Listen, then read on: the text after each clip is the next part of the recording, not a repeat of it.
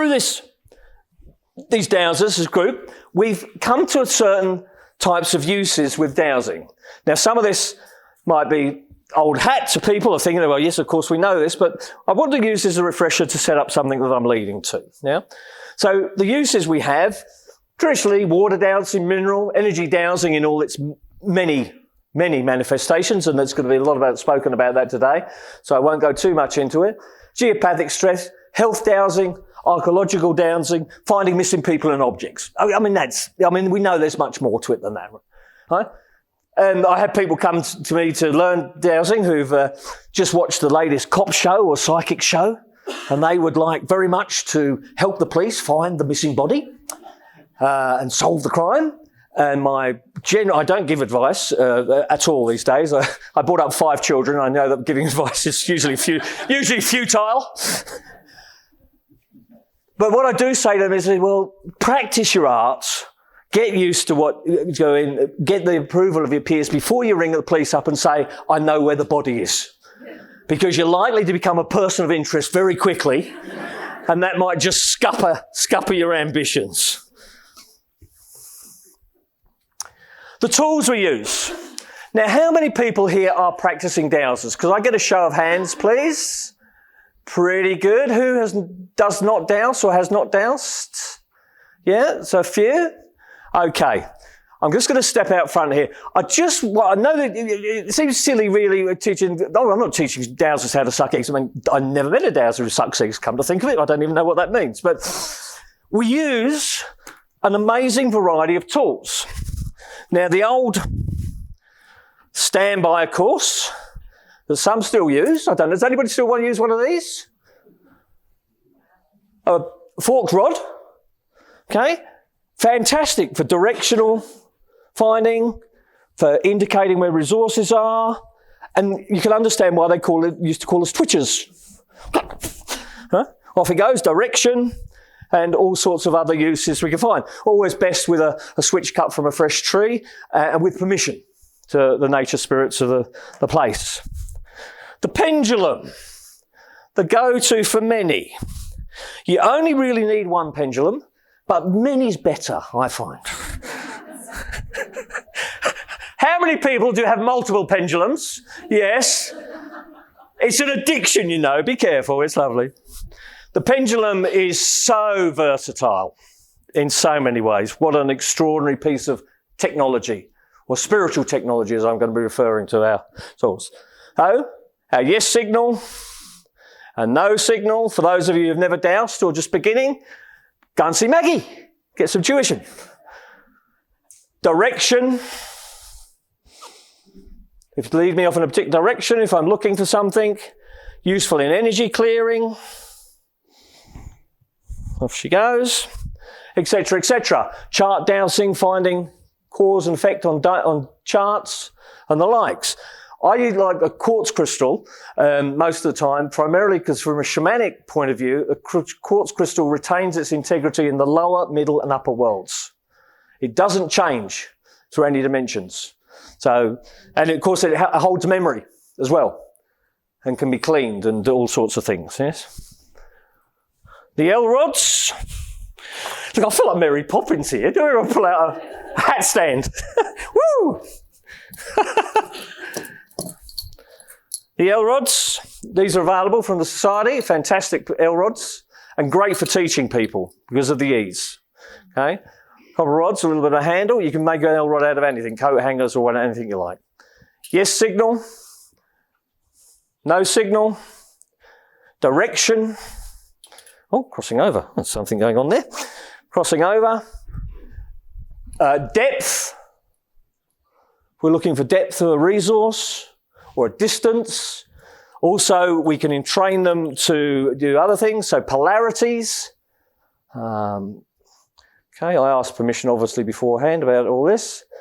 Polarities, so masculine and negative polarities. Thank you. See, the rods are going in slightly different directions. Very, very useful if we're starting to work with nature spirit energies, Davic energies and others. And I developed a whole range of signals which I demonstrated at the Society some years ago about if I'm looking for gnomic energies or sylphic energies or salamander energies, the rods will give me a particular signal. Very, very useful. The V rod, Y rod, not something I use very often. Use it various ways. You can see that this is already enlivened. A bit excited to be here, I think. I don't know. Settle down. Once again, for resources, etc., etc. There we go. Ta-da. Now, what have we got there? There we go. Oh, I know what we're looking for. No, I've left it at home. Oh, no, I haven't. I did a presentation for the Society a few years ago, and Jane very kindly gave me a bobber. And of course, I was so excited on the day, as she handed it to me, I don't know if you remember this, Jane, it kind of went everywhere. And she very kindly reminded me that this is a delicate instrument. Thank you. With a beautiful smile on your face, I must say. I only felt slightly reprimanded, but I deserved it. This is a marvellous tool if we're working with chakra energies. Yeah? Beautiful if you're doing healing or you're looking for specific causes. Now, we all know that physicality, things can display themselves physically, not just through the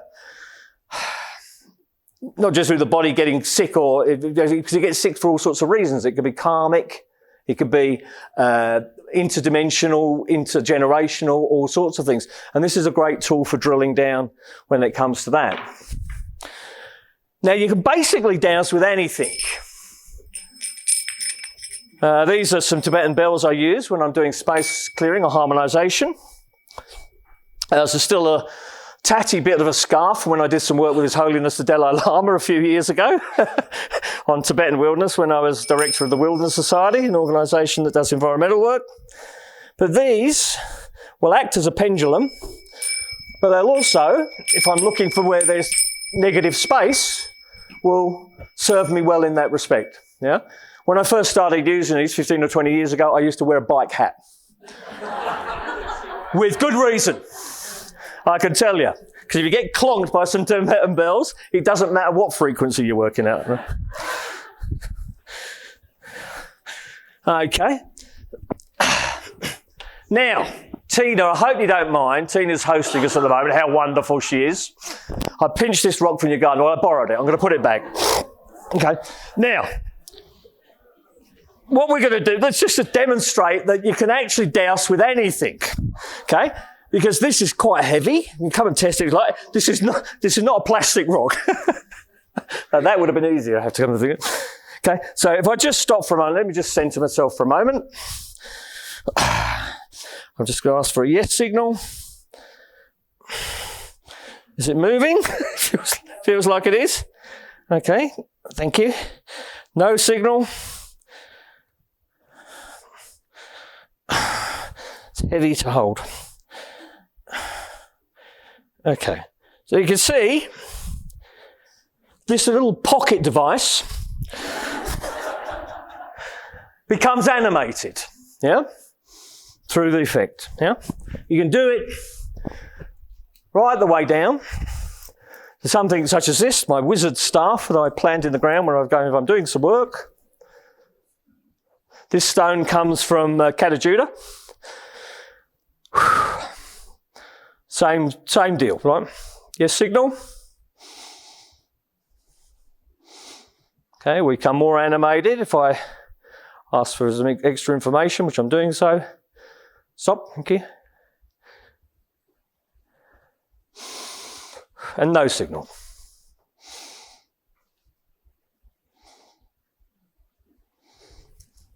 Any time, distance or space will work because time is an illusion. Space is an illusion, as we're going to be talking about some quantum stuff in just a moment. How was that? Now, I might also add that, of course, we use body dowsing as well.